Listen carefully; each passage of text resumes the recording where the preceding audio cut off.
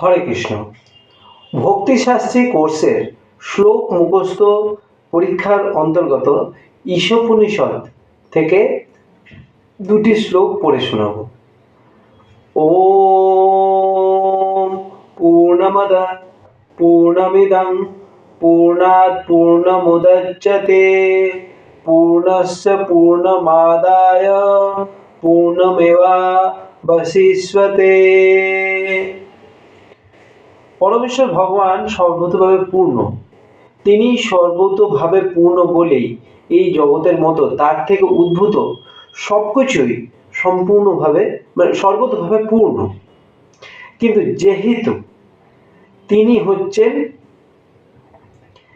হচ্ছেন পরম পূর্ণ, তাই তার থেকে অসংখ্য এবং অখণ্ড পূর্ণ সত্তা বিনির্গত হলেও তিনি পূর্ণরূপেই অবশিষ্ট থাকেন।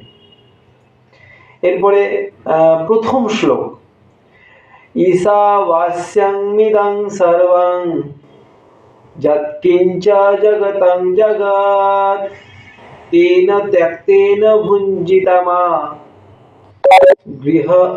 গৃহকস্য সিধদনম।